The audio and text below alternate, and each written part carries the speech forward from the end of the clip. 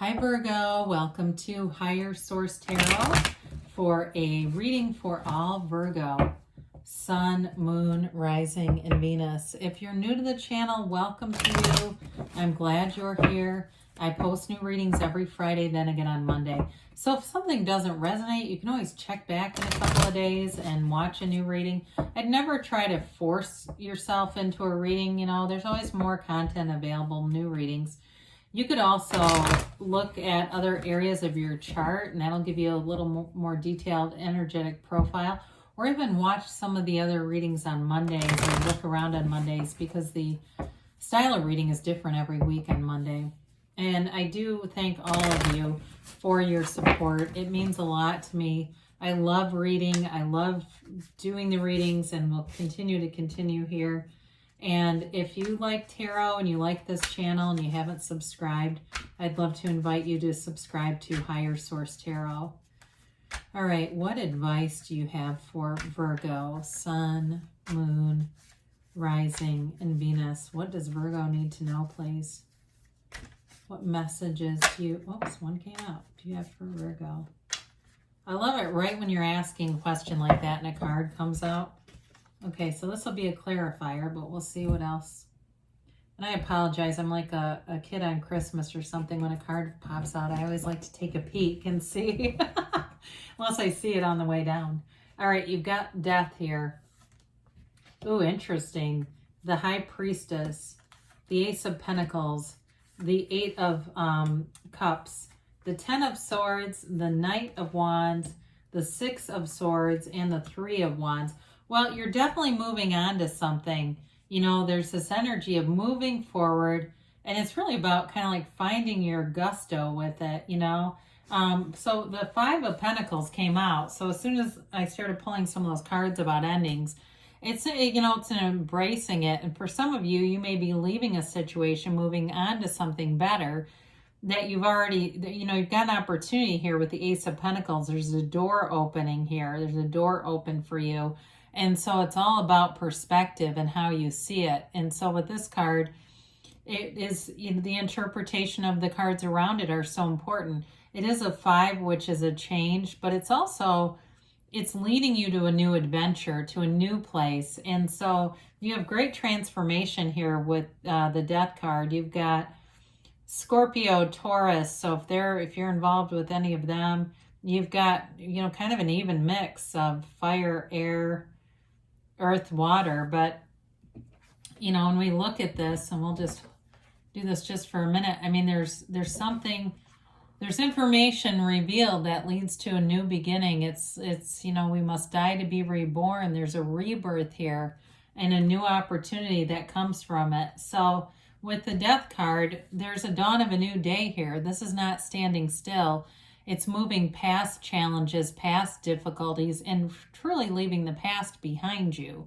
So if there was something that you needed recovery from, because I see that here, you're moving through it, and it's with integrity. Hold your head up high, whatever it is.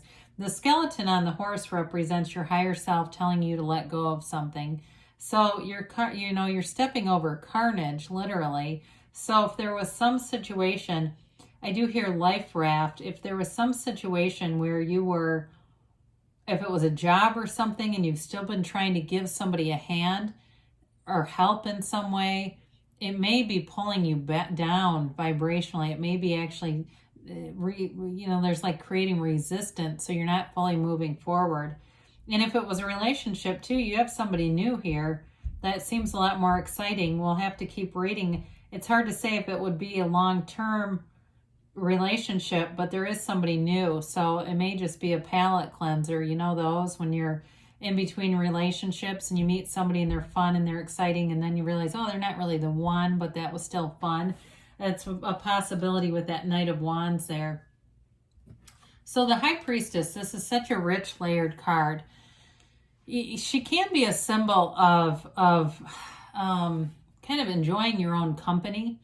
Okay, so especially if you were recently single, it's not being lonely, but she chooses to be, to some extent, isolated.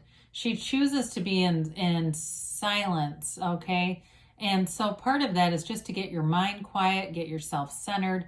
There's great wisdom here, though. She's also the card of the psychic. So some of you, too, if you're into mysticism, you may find that it starts to take up more and more of your time, and that you prefer to be in, it's like a very independent energy, so that you prefer to be that way. Now, when I say independent, I mean from people. She's very spiritually connected. Her gown forms the seat of the consciousness, the pool of consciousness, the seat of the soul. She holds the book of the Torah on her lap. It's the laws of life. And the two columns represent not only balance, but wisdom. So there's a lot of important cards or symbolism. There's also the moon in this card. So information comes out that moves you forward, but then also it feels like it releases you from a situation. She's all about being true to yourself. So you stay true to yourself, you stay the course, and good things happen. The door opens. So it's very passive energy, though. There's like a knowing here. So with the Ace of Pentacles, here's that new chapter we keep talking about. It's a big offer. I mean, this is not just a, small, and if it's money, it's very stable. It's not just a, it's not like a comment that never goes anywhere. You know those when people really, yeah, we'll do it, and then they never follow through. There's follow through here. So with the Ace of Pentacles, it can be a new resource coming your way too. So if there was something that, was necessary in terms of a job that's been halting things or caused the end of things, this allows you to move forward. It can be too regarding health. And so feeling like renewed or feeling really healthy in some way. But there's great prosperity here either way. And so it can be love or money, but it's abundance, and it allows for growth. It allows for, bigger gains. It builds momentum. So with the Eight of Cups, this keeps coming up. I swear it's been in every reading here, Virgo. It's moving on to higher ground, to better things for yourself, to even better yourself, they say. So if there's something to do with education or learning more or getting more training in an area, the right resources will show up here. Whoever it is, if there's a mentor that's needed, the right person shows up. But you're on a seeker's journey. You're on the hero's journey here. And you have both the moon and the sun illuminated here. So the moon always reflects the sun. So you may find there's a new phase beginning here. And so with the Eight of Cups, it's not like you're leaving a horrible situation, but you're moving on to something better. So in a relationship, we talked about there may be a transition person here, or it could even be a physical move for some of you. If it's moving out of somewhere that just hasn't been in an environment that suited you, it is moving on. So with this Ten of Swords, this is an ending. And it can be a bit dramatic, though. So we have to be careful to keep this right-sized, because sometimes this is just a way of being overly dramatic. It could be other people around you reacting to the shift in energy and changes that are here, because there's definitely a transition and it's transformative. But with the Ten of Swords, some of you may leave behind people that just aren't moving with you. They're not an energetic match anymore, and that's okay. You can't haul them all with us, right? We can't keep everybody. It'd be like the Death card, picking up all those bodies and, hauling the whole group of 5 people that are there with them. It's really, I think, only one body, but the other people are just on their knees. So anyway, with the Knight of Wands, we talked a little bit. There may be somebody new coming in, but it's definitely a momentum of taking action, which is good with the High Priestess, because we want to see some action energy here. The only thing about this is it can be a bit impulsive. So watch out for that. We don't want to become an F-boy or woman or whatever we want to say there. It's like that. It can be that kind of an energy. So just be clear about what you want, because this can lend itself to a lot of passion, but without much commitment. And if that's what you want, then cool. But I just be clear about it, because you can be prone to that in this kind of energy. So, and even too with moving out of a house, be careful with that, not to leave your possessions if you're moving out from somewhere with a group of people, not moving out too hasty and leaving important things. So with the Six of Swords, this has you moving forward as well. You've got it a few times. There's movement here and change multiple times. The Six of Swords can be a spiritual moving forward, and it's a nice companion with that Eight of Cups. It allows you the energy of stabilizing, right? There's sort of rocky water here, some unsettled emotions over here, and you're headed towards clarity. You're headed towards a direction that gives more stability, but you've got a trusted guide, and you have it several times in the reading. So it may just be your higher self and letting your higher self be your guide, or there could be somebody who shows up that gives you good direction, good orderly direction, right? Sometimes we say that too. So the Three of Wands is a card of a visionary, a vision for you, Virgo. You know, there's sort of a waiting period here, though, and he looks out at his world and he evaluates and he waits for his ships, but he knows they're going to return. So there's no anxiety here. It's knowing that you're on the right path and that you're being guided. So if it's a new job, it's success. There's success here. In a new relationship, too.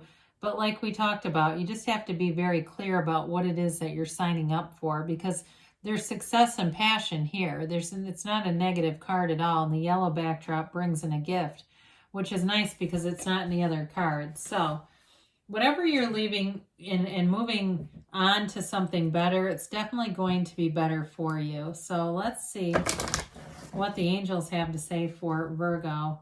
And then we'll be headed into your season next. So, you know, that always brings some excitement, doesn't it? So we'll see about the